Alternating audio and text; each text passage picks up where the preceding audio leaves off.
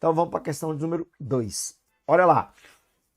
O melhor exemplo para a ocasião na qual um desenvolvedor de aplicações escolhe implementar sua aplicação sobre UDP e não sobre TCP é o desenvolvimento de uma aplicação, letra A, né, para transações bancárias, letra B, para videoconferência, letra C, para bate-papo no chat, letra D, servidora FTP, ou letra E, uma servidora Telnet. Cara, questãozinha muito interessante, tá? Que eu quero explicar para vocês, que é o seguinte, olha só. Quando ele fala em TCP e UDP enunciado, primeiro conhecimento que a gente tem que ter. Para a rede funcionar, isso é um conhecimento obrigatório, vocês têm que estudar essa parte aí, tá? Nós precisamos de um conjunto de regras, né? Um conjunto de normas que vai padronizar a comunicação de uma rede. Eu consigo padronizar a comunicação de uma rede mediante a um conjunto de normas e regras. Esse conjunto de normas e regras nós conhecemos como protocolos da rede, ou seja, nós só conseguimos conversar em uma rede mediante sistemas de protocolos, tá? E nós temos também que saber que existe uma família de protocolos, tá, que abarca toda a rede. Qual é o nome dessa família de protocolos? Vamos colocar aqui, ó. É a família de protocolos TCP/IP, tá? Se não existisse TCP/IP, tá? Não funcionaria, tá? É a internet. Aí o que acontece? Dentro da família TCP/IP, nós temos esses dois protocolos que ele citou aqui, ó, o TCP e o UDP. Esses dois protocolos são os famosos protocolos de transporte.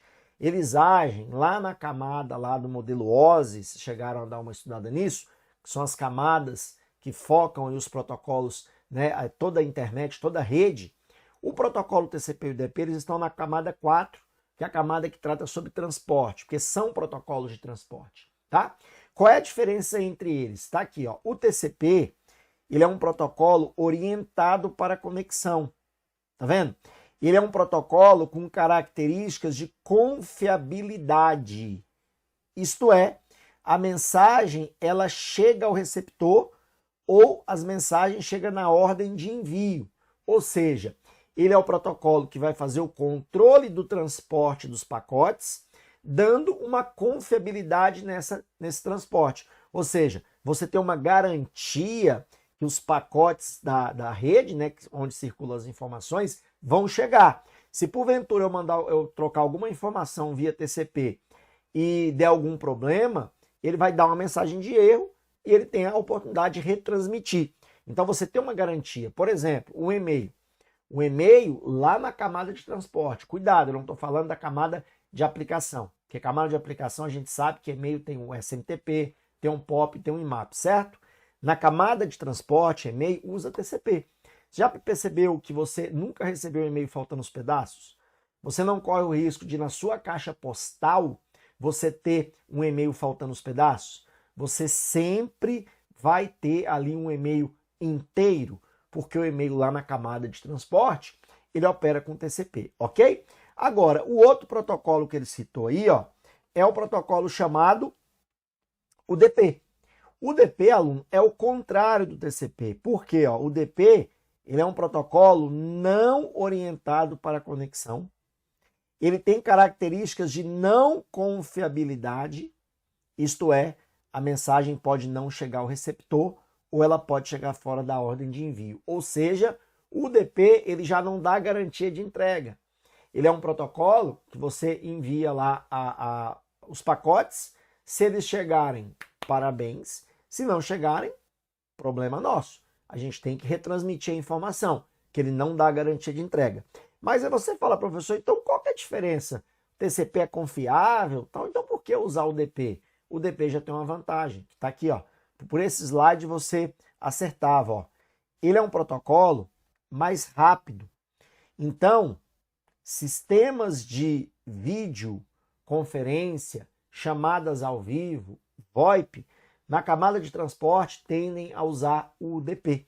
Por quê? Quando você faz uma chamada ao vivo, pensa comigo, você precisa ali de confiabilidade de entrega de pacotes? Se algum pacote se perder, o vídeo vai dar uma tremida, você vai ter ali uma falha, mas você vai continuar conversando com a pessoa normalmente, concorda comigo? Quando a gente está trabalhando com a videochamada, não é diferente do e-mail. O e-mail não pode chegar quebrado, tem que chegar inteiro. Então, na videochamada, por não ter essa necessidade da confiabilidade, lá no transporte utiliza-se o DP, tá? Então, ó, olha a malandragem da questão aqui, ó. Quando ele pede, né, que ele tem que usar uma aplicação, tá? Que vai usar o UDP, ó, e não TCP, que tipo de aplicação que ele vai usar? Transações bancárias, geralmente vai ser usado em site, né, um HTTPS, por exemplo, que vai trabalhar com o TCP. Videoconferência, você pode ter um RTP, um Real Time Protocol, né, e vai trabalhar com o UDP, ó.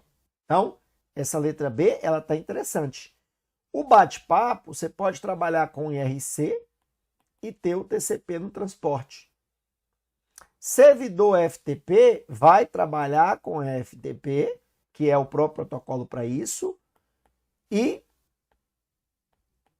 TCP como protocolo, né, de transporte. Ou seja, o FTP é o protocolo para transferência de arquivos.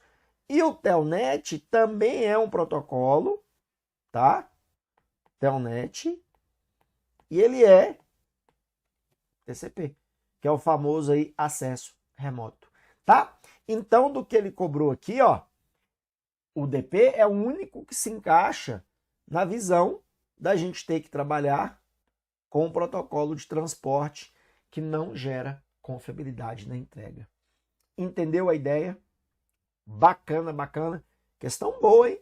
Questão bem, né, avançadinha, bem encrencada, mas boa. Boa qualidade a questão.